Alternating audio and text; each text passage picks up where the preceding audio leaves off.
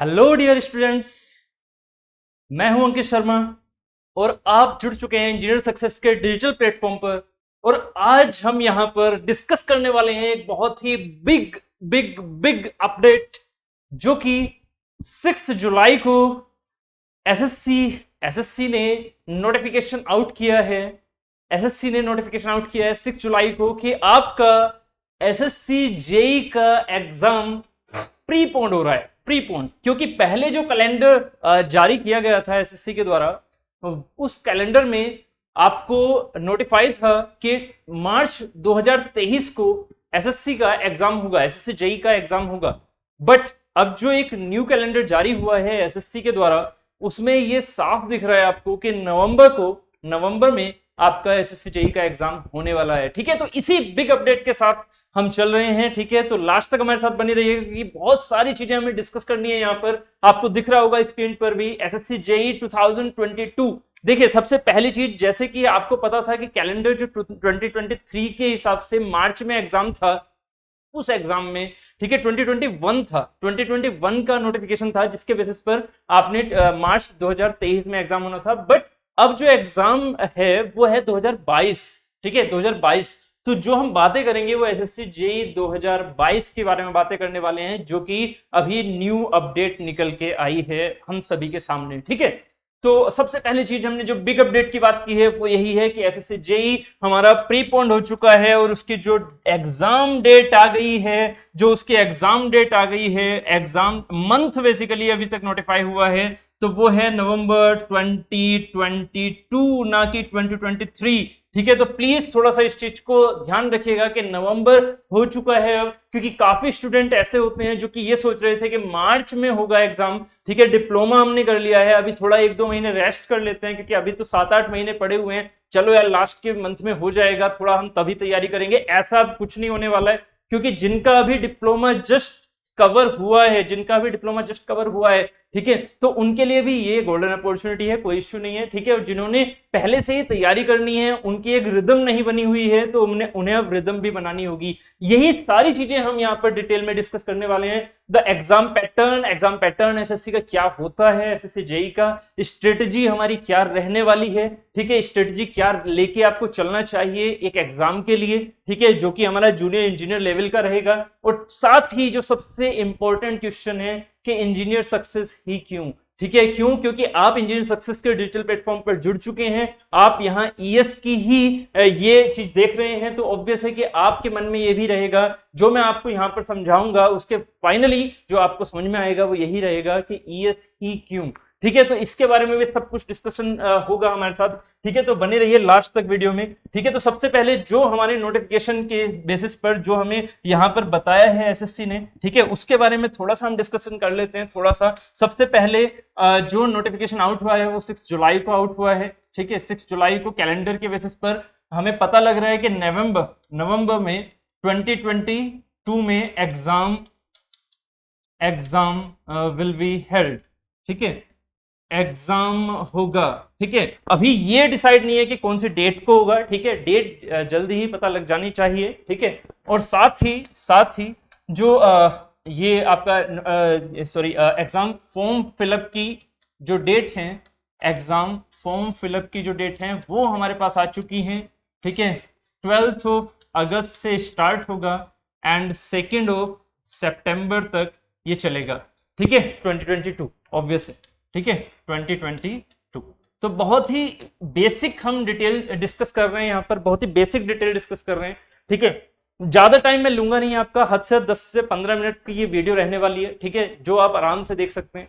ठीक है, क्योंकि आपकी जो देखिए स्ट्रेटजी है, जो आपके लिए इंपॉर्टेंट चीजें हैं वो यही है कि आप कितना मेहनत करते हैं और कितना फाइनली आप अपना जो ड्रीम आप सोच के बैठे हुए हैं उसको अचीव कर पाते हैं या नहीं। ठीक है, तो वो सारी चीजें आपके 10 से 15 मिनट में जाएंगी। ठीक है, क्योंकि बहुत ही बेसिकली हमने ये चीजें डिस्कस करनी है। तो 12 अगस्त से ये स्टार्ट होगा 2 सितंबर। तो प्लीज 2 सितंबर तक मत जाना फॉर्म भरते हुए, जल्द ही भर लेना। जैसे ही एग्जाम फॉर्म फिलअप करने की डेट्स आती हैं वैसे ही आप ये फिल कर लीजिएगा। ठीक है, नेक्स्ट जो है एग्जाम डेट है यहाँ पर नवंबर 2022। ठीक है, तो ये जो बेसिक डिटेल थी उसके बारे में बातें हो गई हैं, जो कि जस्ट अभी हमें पता लगा है, क्योंकि अभी 6 जुलाई मतलब ये अभी रिसेंटली ही एसएससी ने नोटिफाई किया है। ठीक है, तो सबसे पहली चीज तो ये हो गई। तो आप जो सोच रहे थे कि मार्च में एग्जाम जाएगा, वो हो चुका है प्रीपोन, ठीक है। पोस्टपोन जनरली सुना था, बट अब जनरली ये जो एग्जाम है ये हुआ है प्रीपोन। बट हाँ, ये अच्छा है कि एग्जाम ऐसा नहीं है कि जस्ट अगस्त या सितंबर में हो रहा है, नवंबर है, थोड़ा टाइम है। अच्छा है कि जो है वो पहले से ही नोटिफाई कर दिया गया है। ठीक है, बट हाँ फिर भी 3 से 3.5 महीने ही हम मान के चलेंगे कि आपके लिए है यहाँ पर। ठीक है, अब बात कर लेते हैं हम सिंपली एग्जाम पैटर्न के बारे में। एग्जाम पैटर्न जो होता है एसएससी जेईई का, वो क्या होता है, जो भी बिल्कुल न्यू फ्रेशर स्टूडेंट है उनको भी ये चीज बहुत ज्यादा फायदेमंद रहेगी, ये वीडियो बहुत फायदेमंद रहेगी। क्यों? क्योंकि इसमें हम एसएससी जेईई के एकदम बेसिक चीजों को भी डिस्कस करने वाले हैं। ठीक है, तो सबसे पहले एसएससी जेईई में पेपर वन में हमारे पास टेक्निकल होता है। ये पेपर वन की सबसे पहले बात कर लेते हैं। पेपर वन जो होता है वो ऑब्जेक्टिव पेपर होता है। ठीक है, सबसे पहली चीज याद रखिएगा, ऑब्जेक्टिव पेपर होता है, सबसे पहली चीज याद रखिएगा, ये अलग अलग होता है, ये फिर अलग होगा, ये फिर अलग होगा। और ऑब्वियसली सब क्वालिफाइंग नेचर के, मतलब सबको आपको क्वालिफाई करके ही आप नेक्स्ट पड़ाव पर पहुंचते हो। ठीक है, ऑब्जेक्टिव के रिजल्ट के बेसिस पर ही आप कन्वेंशनल देते हो। कन्वेंशनल एंड ऑब्जेक्टिव के मार्क्स जब आपके जुड़ते हैं, ओवरऑल मेरिट लगती है, तो उससे आपका डॉक्यूमेंट वेरिफिकेशन होता है। समझ रहे हो, ये सबसे लास्ट स्टेप होता है डॉक्यूमेंट वेरिफिकेशन। इसमें इंटरव्यू नहीं होता है, याद रखिएगा, इसमें सिर्फ और सिर्फ लास्ट में डॉक्यूमेंट वेरिफिकेशन होता है बस। ठीक है, तो सबसे पहले जो पेपर वन है, पेपर वन में ऑब्जेक्टिव होते हैं, ये होते हैं 200 मार्क्स का ये पेपर होता है, एंड इसमें 200 ही क्वेश्चन होते हैं। सबसे इंपॉर्टेंट जो चीज है वो ध्यान से सुनिएगा, 200 क्वेश्चन होते हैं। सबसे इंपॉर्टेंट चीज है यहाँ पर टाइम मैनेजमेंट। एसएससी जेईई को अगर मैं सीधा सिनोनिम कह दूं टाइम मैनेजमेंट का, तो कोई अतिशयोक्ति नहीं होगी। ठीक है, क्यों? क्योंकि टाइम मैनेजमेंट को ही ये चेक करता है। ये जो एग्जाम है ये आपके सिर्फ और सिर्फ टाइम मैनेजमेंट को ही चेक करता है कि आप किसी भी एग्जाम को करते हुए जब क्वेश्चंस होते हैं तो क्वेश्चंस को आप किस तरह से टैकल करते हैं।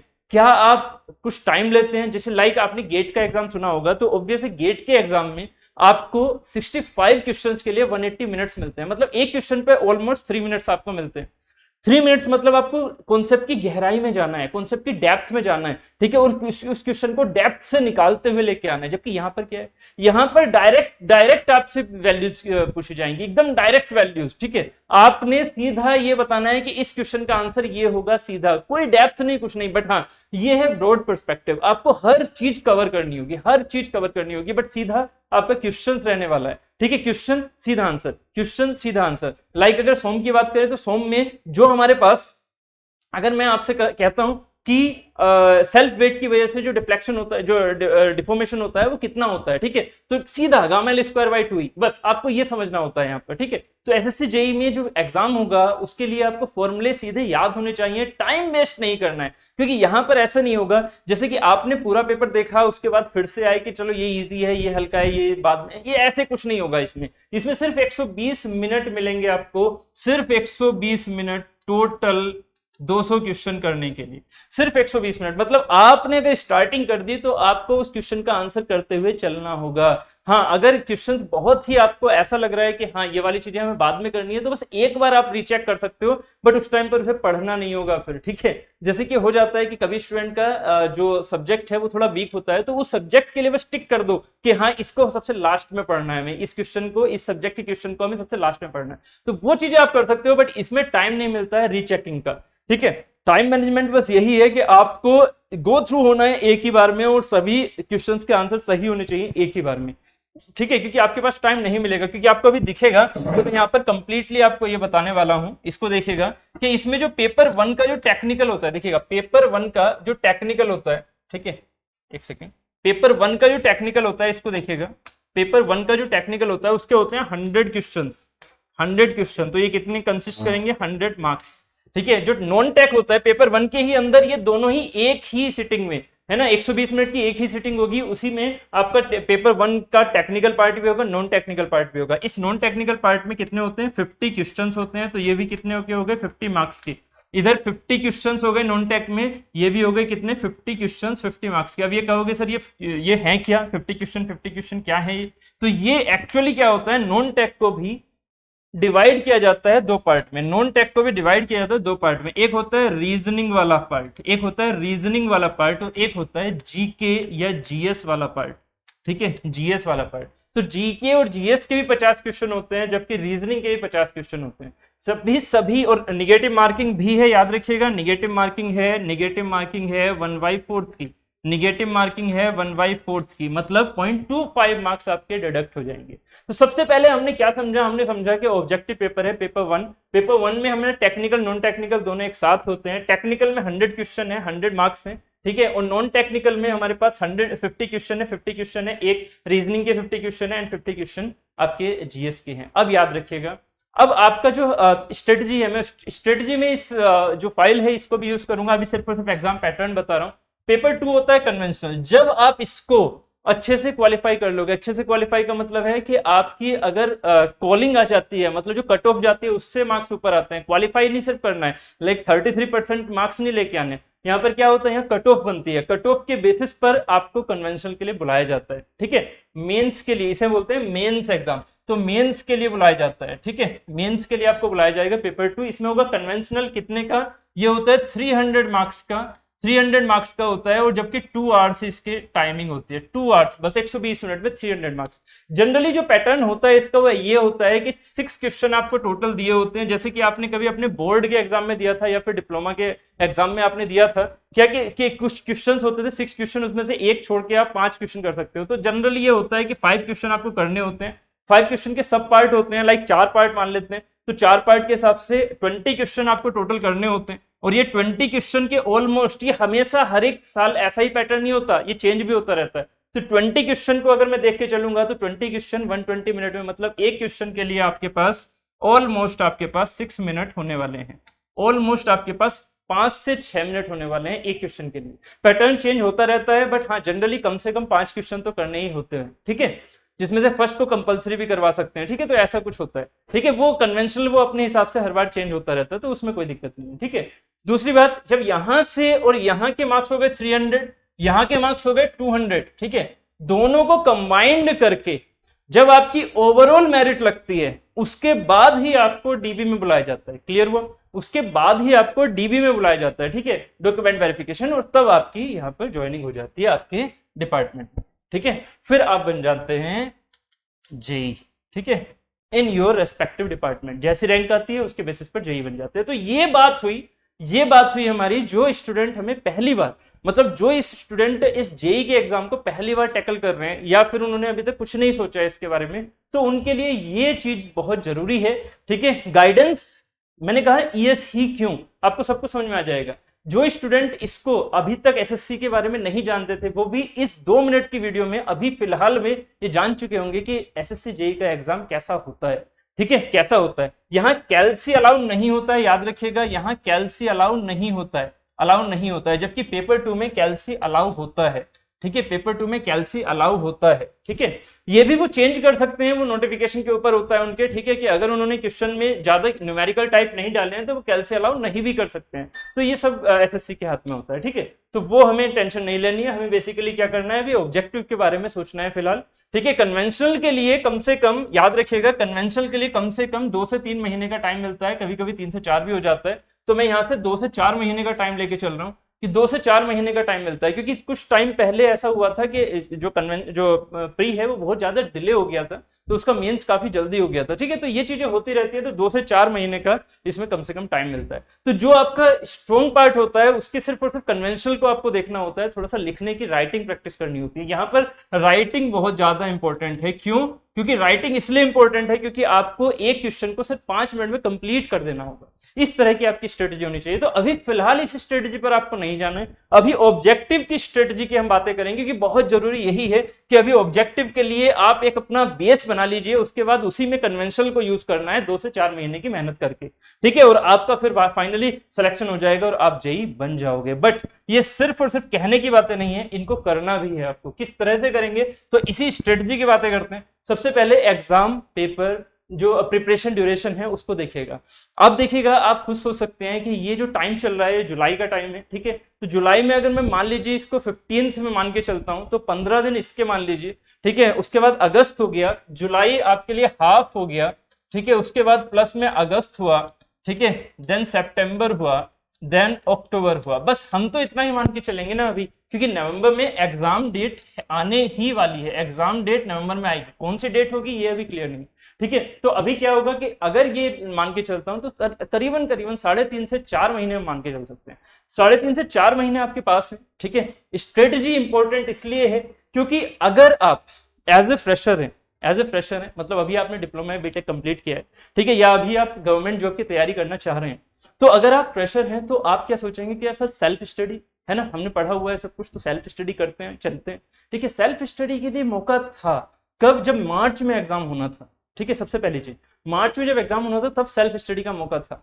अभी सेल्फ स्टडी का मौका नहीं है आपके लिए, क्यों? क्योंकि पूरी इंडिया से बैटल है, पूरी इंडिया से, मतलब पूरी इंडिया मतलब क्या हुआ कि जितने भी इंडिया के स्टूडेंट हैं, ठीक है, ऑब्वियसली यार आप कोचिंग नहीं कर रहे हैं, आप उस चीज को इस तरह से नहीं लेके चल रहे हैं, आप बुक्स पे जा रहे हैं, बट अदर स्टूडेंट तो नहीं जा रहे हैं ना, अदर स्टूडेंट तो कोचिंग कर रहे हैं ना, अदर स्टूडेंट तो इस टाइम पर अपनी प्रिपरेशन को बहुत ज्यादा पीक, बहुत ज्यादा फास्टली लेके चल रहे हैं। क्यों चलेंगे? क्योंकि देखो अब टाइम जो है वो 3 से 4 महीने है। देखो लॉजिकल सोचा करो हमेशा, 3 से 4 मंथ का आपके पास टाइम है ना, और लॉजिकली अगर आप खुद से पढ़ोगे, तो अगर मैं एक छोटा सा एग्जांपल भी लूंगा, मैकेनिकल का मैं छोटा सा एग्जांपल ले लेता हूं, लाइक कि अगर मैं बात करता हूं थर्मल की, तो आप थर्मल पढ़ने बैठे, ठीक है, आप 1 से 2 महीने थर्मल में ही निकाल दोगे, समझ रहे हो मेरी बात को, 1 से 2 महीने आप थर्मल में ही निकाल दोगे, उसके बाद उसकी एप्लीकेशन पढ़ोगे, आरएसी आईसी पावर प्लांट पढ़ोगे। तो अब आप सोचिएगा कि 3 से 4 महीने आपने उसी में निकाल दिया, और उसके बाद क्या सोम नहीं आएगा, क्या टोम नहीं आएगा, क्या एमडी नहीं आएगा, क्या प्रोडक्शन नहीं आएगा, सब कुछ आएगा ना, है ना। तो अब बताइए आप, सेल्फ स्टडी बिल्कुल बेस्ट होती है, ऐसी कोई दिक्कत नहीं है, बट प्रॉब्लम क्या है? प्रॉब्लम है ये टाइम ड्यूरेशन अब इतना ज्यादा नहीं बचा है आपके लिए कि आप सेल्फ स्टडी की तरफ जाएं। ठीक है, इसीलिए मैं कह रहा हूं ईएस ही क्यों, ये सारी चीजें भी हम यहीं पर डिटेल में डिस्कस करते हुए चल रहे हैं। ठीक है, तो समझते हुए चलिएगा कि 3 से 4 मंथ की जो तैयारी है वो आपको इस टाइम पर लॉजिकली सोचो, सिंपली लॉजिकली सोचो, ठीक है, मेरी बातों पर मत जाओ, लॉजिकली सोचो कि क्या अदर स्टूडेंट कोचिंग नहीं कर रहे होंगे, क्या उनकी प्रिपरेशन अच्छे से नहीं चलेगी, क्या उनकी प्रिपरेशन फास्ट पीक नहीं हो जाएगी इस टाइम पर। ठीक है, आपको प्रिपरेशन फास्ट भी करनी है, जिसे बोलते हैं स्मार्ट अप्रोच। ठीक है, जिसे बोलते हैं स्मार्ट अप्रोच, तो आपको स्मार्टली भी लेके चलना है, फास्टली लेके चलना है। ठीक है, और ये कैसे होगी? ये होगी आपकी, जैसे मैंने यहां पर अभी लिखा हुआ है, ठीक है, कि एग्जाम प्रिपरेशन ड्यूरेशन आपके माइंड में चल रही होगी अब। ठीक है, सब्जेक्ट्स आपके पास कम से कम जैसे हमारे पास सब्जेक्ट्स हो जाते हैं एसएससी में, कम से कम 12 हो जाते हैं सब्जेक्ट्स ना। ठीक है, अगर मैं मैकेनिकल की बात कर रहा हूं ऑब्वियसली, तो मैकेनिकल के लिए कम से कम 12 सब्जेक्ट्स हो जाते हैं। ठीक है, तो और साथ ही नॉन टेक, और साथ ही बचा हुआ नॉन टेक। अब गलती है मत करना, 100 मार्क्स आपके नॉन टेक्निकल के हैं, जबकि 100 मार्क्स आपके नॉन टेक्निकल के हैं। तो मैं स्ट्रेटजी की बात कर रहा था, तो याद होगा आपको, मैंने बताया भी था कि इसका हम यूज भी करेंगे। तो स्ट्रेटजी में 50 क्वेश्चंस हैं, याद रखिएगा, जो भी एसएससी के एग्जाम्स हैं, ठीक है, जो पहले हो चुके हैं, 10 साल के पीवाईक्यू उठाइए 10 साल के, रीजनिंग के क्वेश्चन अभी से करना शुरू कर दीजिए, आपको बहुत फायदा होने वाला है। ठीक है, क्योंकि 10 साल के क्वेश्चंस के फिर से रिपीटेशन ही होते हैं उसमें, किसमें? रीजनिंग में। तो याद रखिएगा कि इसमें आपके 45 से अबव मार्क्स बनने के चांसेस पूरे अच्छे से रहेंगे। बट ये गलती मत करना कि सिर्फ और सिर्फ टेक्निकल पढ़ रहे हो, नॉन टेक नहीं पढ़ रहे हो। ठीक है, ईएस में आपको यही सिखाया जाएगा कि आपको सिर्फ और सिर्फ टेक्निकल पर नहीं, नॉन टेक पर भी ध्यान देना है। ठीक है, तो यहां से सिर्फ और सिर्फ 100 मार्क्स से ही आपका सिलेक्शन नहीं होगा, आपको यहां पर भी मेहनत करनी होगी। साथ ही जैसे कि ये 50 क्वेश्चंस है, 50 मार्क्स ऑफ द जीएस, यहां जो टाइम लगने वाला है, ये टाइम आपका कम से कम 15 मिनट लगेगा बस, और ये 50 क्वेश्चन पूरे हो जाएंगे। अब आप खुद सोचेगा कैसी प्रिपरेशन स्ट्रेटजी आपकी। 15 मिनट में आपने पूरा सिलेबस कर लिया कवर, मतलब पूरे क्वेश्चंस कवर कर लिए 15 मिनट में। क्यों? क्योंकि ये सिर्फ और सिर्फ आपने जो पढ़ा है 4 महीने में, ठीक है, उसका आउटकम होगा सीधा आप बस पढ़ेंगे आंसर देंगे, कोई कैलकुलेशन नहीं, कोई टेंशन नहीं। ठीक है, इसमें क्या होगा, इसमें आपने पीवाईक्यू की तैयारी अच्छे से कर रखी है, आपको जस्ट वैसे ही क्वेश्चन देखने को मिल जाएंगे, बस डाटा अलग होगा, और आपका ये भी क्वेश्चन अच्छे से हो जाएगा। और इसके अराउंड आपको 30 मिनट्स आपको देने होंगे, बस 30 मिनट से ज्यादा इसमें टाइम नहीं लगेगा, अगर आपकी 4 महीने की प्रिपरेशन बहुत अच्छी है। 30 मिनट्स इसमें गए, 15 मिनट्स इसमें गए, तो कितने बचे आपके पास? ये 45 मिनट्स हो गए। ठीक है, तो 45 के हिसाब से आपके पास अराउंड 75 मिनट्स के आसपास बच रहे हैं। ठीक है, 75 मिनट्स के आसपास बच रहे हैं, तो 75 मिनट्स आपके 100 क्वेश्चन के लिए सफिशिएंट है, क्योंकि इसमें कोई गेट वाले क्वेश्चन नहीं होंगे, इसमें गेट वाले क्वेश्चन नहीं आते, इसमें वन लाइनर क्वेश्चन होते हैं। हाँ, थोड़ा स्ट्रेटेजी क्वेश्चन होते हैं, थोड़े से एक्स्ट्रा क्वेश्चन होते हैं, क्योंकि एसएससी लेवल है। ठीक है, एसएससी लेवल है, थोड़ा सा एक्स्ट्रा होता है, स्टेट लेवल से थोड़ा सा ऊपर होता है। ठीक है, तो यहाँ पर 75 मिनट्स फॉर द 100 क्वेश्चंस काफी हैं, बट ये तभी होगा जब आपकी 4 महीने की प्रिपरेशन स्टडी बहुत अच्छी होगी। ठीक है, तो आपके जो आउटकम है वो उम्मीद है समझ में आ रहा होगा। यहाँ बात कर रहे थे हम सब्जेक्ट्स की, तो अगर सब्जेक्ट्स में बात करें तो सब्जेक्ट्स में हमारे पास मैकेनिकल में सोम हो गया, टोम हो गया, एमडी हो गया, सोम टोम एमडी हो गया। देखो अब यार क्या होता है ना कि इंडस्ट्रियल के भी क्वेश्चन कभी कभी आ गए, तो मैं उसको बाद में लेके चलूंगा। ठीक है, तो SOM TOM MD production material science, ठीक है, और साथ ही मैं यहाँ पर इंजीनियरिंग मैकेनिक्स के क्वेश्चन जनरली नहीं आते हैं। ठीक है, एसएससी जेईई में जनरली नहीं आते हैं, बट हाँ आने के लिए एक दो बार आए हुए हैं, थोड़े थोड़े क्वेश्चन आ रखे हैं, तो मैं उनको बाद में लिखूंगा। उसके बाद थर्मल हो गया, ठीक है, थर्मल हो गया, आरएसी हो गया, आईसी हो गया, पावर प्लांट हो गया, ठीक है, एफएम हो गया, फ्लूइड मशीनरी हो गया। ठीक है, तो आप देख सकते हैं 1 2 3 4 5 6 7 8 9 10 11। ठीक है, उसके बाद आप क्या कर सकते हैं, इंडस्ट्रियल, ठीक है, and engineering mechanics and HMT, इनको आप सिर्फ एक में डाल सकते हैं। 2017 में इससे क्वेश्चन पूछ लिए गए थे, बट आपको टेंशन नहीं लेनी है क्योंकि बस सिर्फ एक साल पूछे गए थे। ठीक है, क्योंकि वो हो सकता है कि वो बीटेक के लेवल पर उन्होंने एग्जाम पेपर बना दिया हो। ठीक है, वो कुछ अलग चीज थी। ठीक है, उसके बारे में हमें डिस्कस भी नहीं करना है। मेन आपके लिए यही है, मेन आपके लिए क्या है, ये है। ठीक है, ये सब्जेक्ट्स। ठीक है, तो मैंने इस तरह से यहाँ पर 12 सब्जेक्ट की तरह से इनको बाइफिकेट किया हुआ है। ठीक है, साथ ही नॉन टेक में मैंने कहा आपसे कि एक होता है रीजनिंग आपके लिए, जो कि 50 क्वेश्चन है, सीधे पीवाईक्यू पर जाइए और उनके सारे पैटर्न को फॉलो करना है। ठीक है, साथ ही जो हमारा जीके वाला पार्ट है उसमें आपकी हिस्ट्री रहेगी, ज्योग्राफी रहेगी, इकोनॉमी रहेगी, पॉलिटी रहेगी, ठीक है, जनरल साइंस रहेगी, साइंस मतलब physics, chemistry and bio, and lastly जो है वो है करंट अफेयर। ठीक है, करंट अफेयर ये रहने वाला है मेनली आपके जीके पार्ट में। तो ऑब्वियस है कि आपको जीके पार्ट में जो मेजोरिटी आता है वो आता है पॉलिटी से क्वेश्चन, ज्योग्राफी से क्वेश्चन। ठीक है, ज्योग्राफी से क्वेश्चन, तो कम से कम ये 2 पार्ट एंड हिस्ट्री, कम से कम ये पार्ट आपको थोड़ा स्ट्रॉन्ग करना होगा। ठीक है, और इसके साथ में आपको एक काम और करना होगा, 10 ईयर के, ठीक है, सीजीएल के पीवाईक्यू आप लगाना शुरू कर लो अभी से। ठीक है, देखो जीएस जो होता है ना, जीएस आपके ऊपर डिपेंड करता है कितना पढ़ते हो, टेक्निकल डिपेंड करता है आपके टीचर्स पर, मेनली अगर बात की जाए तो। ठीक है, जीएस जो होता है वो आप बहुत वाइड होता है, ठीक है, तो आप जितना पढ़ रहे हो वो कम होता है जीएस में, तो ऑब्वियस है। तो अगर आप 50 क्वेश्चंस में से कम 25 भी बना के चल रहे हो, 30 मार्क्स बना के चल रहे हो, तो वो भी वेल एंड गुड है। 30 मार्क्स भी जीएस में वेल एंड गुड है, ये आप मान के चलिएगा। ठीक है, तो आपको बस ये तैयारी लेके चलनी है। ठीक है, अब मैं बात कर लेता हूं, ये हुई बात हमारी स्ट्रेटजी की। अब मैं बात कर लेता हूं यहाँ पर कि why a student choose engineer success ही क्यों। जैसे मैंने अब स्टार्टिंग में बोला 3 से 4 महीने का टाइम, याद रखिएगा 3 से 4 मंथ का टाइम है फॉर दी एसएससी जेईई। देखिएगा, सबसे पहली चीज इंजीनियर सक्सेस, सबसे पहली चीज फैकल्टीज, एक्सपीरियंस्ड फैकल्टीज आपको यहां पर मिलती हैं। एक्सपीरियंस्ड फैकल्टीज यहाँ पर जितने भी टीचर्स पढ़ाते हैं, ऑब्वियस है उनके पास इतना एक्सपीरियंस होता है। ठीक है, उनके पास इतना एक्सपीरियंस होता है कि वो आपको बहुत अच्छे से गाइड कर सकते हैं। और ऑब्वियस है कि आप अगर किसी टीचर के अंडर गाइडेंस लेते हैं तो पहले आपको ये पता होना चाहिए, और या फिर ये चीज होनी चाहिए कि जो वो टीचर हैं वो भी पहले से ही वेल एजुकेटेड, और उन्होंने ये सारी चीजें देखी हुई हैं अपनी लाइफ में, इस तरह वाली जो लाइफ है वो जी हुई है या नहीं। ठीक है, जिससे अब आप फेस कर रहे हो उस चीज को, तो वो चीज होनी चाहिए। ठीक है, अगर मैं अपने बारे में आपको थोड़ा सा ब्रीफ करता हूं, तो I have done my MTech from the NIT Bhopal. तो ऑब्वियसली एसएससी जेईई के लिए यही क्वालिफिकेशन काफी है आपको समझाने के लिए कि हाँ मैंने भी वो लाइफ वो जी है जहां से एक स्टूडेंट प्रिपरेशन करके और उस पोजीशन पर पहुंचता है। एनआईटी के लिए ऑब्वियसली गेट को क्वालिफाई करना होता है, और मैंने 9 टाइम्स गेट क्वालिफाई किया हुआ है। I have also qualified for the IOCL, BPCL and NLC. ठीक है, तो ये जो चीज है ये मेरे रिगार्डिंग एक छोटा सा ब्रीफ था। ठीक है, आपको सभी टीचर्स का यहाँ पर फैकल्टी पूल मिलेगा। ठीक है, साथ ही जो सेकंड पार्ट है that is the study material. Study material बहुत ही इंपॉर्टेंट है। जो क्लास नोट्स होते हैं यहाँ पर, जो क्लास नोट्स होते हैं वो इतने इंपॉर्टेंट हो जाते हैं आपके लिए।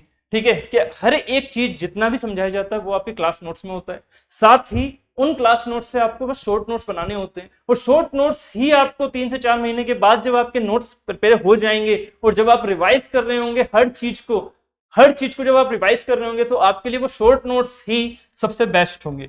शॉर्ट नोट्स के बिना आप कभी भी एग्जाम क्लियर नहीं कर सकते हैं। शॉर्ट नोट्स के बिना कभी भी आप एसएससी जेई लेवल के एग्जाम तक क्वालिफाई नहीं कर सकते हैं। क्यों? क्योंकि आपको लास्ट में सारे फॉर्मूले आपके माइंड में होने चाहिए, सारी जो तैयारी है वो जो भी आपके पास सिलेबस है वो सारे के सारे सिलेबस आपके माइंड में होना चाहिए। ये सिर्फ और सिर्फ शॉर्ट नोट्स से ही कवर हो पाता है लास्ट में, ठीक है। और मेन चीज जो ईएस में होता है that is the class test. अब देखना, जैसे कि आप मैं छोटा सा एग्जाम्पल लेके चलता हूँ थर्मल इंजीनियरिंग का, ठीक है, थर्मोडायनेमिक्स का। मान लीजिए आप थर्मोडायनेमिक्स पढ़ रहे हैं, अगर पहला चैप्टर मान लीजिए आपका जीरोथ लॉ है, ठीक है। तो जैसे ही आपने जीरोथ लॉ को पढ़ा, उसके बाद सेकंड चैप्टर मान लीजिए हीट एंड वर्क आपने पढ़ा, देन मान लीजिए आपने next chapter first law of thermodynamics पढ़ा। मैं आपको पहले ही ये क्लियर कर दूं, आपको हर एक चैप्टर के कम से कम 30 से लेके 50, जैसे जैसे उसकी वेटेज होती है उस चैप्टर की, 30 से लेके 50 क्वेश्चंस आपको क्लास में उसी चैप्टर के बाद कराए जाते हैं। ये चीजें आपको जनरली किसी कोचिंग में जनरली नहीं मिलती, ठीक है। तो इसीलिए मैं आपसे कहता हूं ईएस ही क्यों, क्योंकि यहां पर जो स्ट्रेटजी है, जो प्लानिंग है आपके साथ में, जो एग्जीक्यूशन है हमारा, ठीक है, एक स्टूडेंट का माइंड तभी वहां पर टैकल कर पाएगा उन क्वेश्चंस को, कौन से क्वेश्चंस को जो आप रियल में एसएससी जेईई में बैठ के दोगे। कब टैकल कर पाओगे? जब आपने वो एनवायरनमेंट पहले से जी रखा हो, और इतना ज्यादा जी रखा हो, जब आप एक ही सब्जेक्ट के थर्मोडायनेमिक्स के अगर आप 500 से ज्यादा क्वेश्चंस आप उस ड्यूरेशन में ही पढ़ लेते हो जिस ड्यूरेशन में आप थर्मोडायनेमिक्स को पढ़ रहे हो। यहां पर मेन क्या होता है, देखो कुछ होता है कहीं पर, जैसे मैं कोचिंग की बात कर रहा हूं, इंजीनियर सक्सेस ही क्यों, तो मैं ऐसे तो ऑब्वियसली कि किसी के बारे में कुछ नहीं कहने वाला हूं, बट मेन चीज क्या है, इंजीनियर सक्सेस ही क्यों, क्योंकि मैं एक्स कोचिंग ले लेता हूं, वाई कोचिंग ले लेता हूं। तो एक्स कोचिंग में क्या हो रहा है, थ्योरी पर ही फोकस किया जा रहा है। वाई कोचिंग पे क्या है, सिर्फ और सिर्फ क्वेश्चंस पीवाईक्यू उठा लिए, पीवाईक्यू ही करने लग गए, ठीक है। एक हो गया पीवाईक्यू ही उठा लिए करने लग गए, ये वाई कोचिंग करते हैं, मान लेते हैं। एक्स कोचिंग ये करती है कि हाँ वो सिर्फ और सिर्फ थ्योरी को ही पढ़ाती है, सिर्फ और सिर्फ थ्योरी चल रही है, ठीक है, कोई क्वेश्चन नहीं, कुछ नहीं, ये थ्योरी हो गई खत्म हो गया, ये थ्योरी हो गई थर्मो खत्म, ये थ्योरी हो गई आरएसी खत्म, ऐसे खत्म हो गया। प्लस क्या होता है ईएस में, क्या मिलेगा आपको, एक तो आपके थ्योरी प्लस न्यूमेरिकल्स मतलब जैसे कि पीवाईक्यूज, ये दोनों का कॉम्बिनेशन भी, और कॉम्बिनेशन भी ऐसा कि आप खुद से करते हो, उन क्वेश्चंस को खुद से करते हो। तो ये होता है ईएस में, ठीक है। इसीलिए मैं कह रहा हूं 3 से 4 महीने ही आपको टाइम अच्छे से देना है, और वो टाइम कुछ ऐसे दीजिए जिससे कि आपका फ्यूचर ब्राइट हो सके। देखो मैं एक चीज हमेशा बोलता हूं, और ये चीज आप भी याद रखेंगे, क्या, कि यहां पर मेन ये है कि आपने मेहनत तो करनी ही है,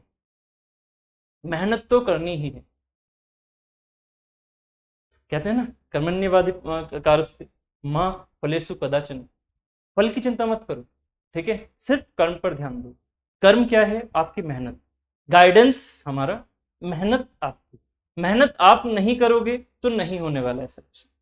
गाइडेंस ऑब्वियस है, आप किसी कोचिंग में जाते हो, कोचिंग में आपको टीचर गाइड करता है, गाइडेंस उनका है, बट गाइडेंस किसका लेना है आपको, कौन सी कोचिंग जाना है आपको, वो तो आप चूज करोगे ना। बात क्लियर है ना, वो तो आप चूज करोगे, ठीक है। तो मैं आपको सिंपल सी बातें कर रहा हूं कि गाइडेंस प्रॉपर उठाओ, ठीक है, प्लस मेहनत करो, और आप जेई इसी साल बन जाओ, समझ रहे हो ना। मतलब ये स्टार्टिंग है ना, नवंबर में एग्जाम होगा, फिर फरवरी के आसपास कन्वेंशनल हो जाएगा, ठीक है, फिर आप पीडी भी हो गए, और आप 1 साल के अंदर जेई बन जाओ, ठीक है। तो इसी के साथ thank you and share the video, and all the very best for your upcoming future, bright future. Okay.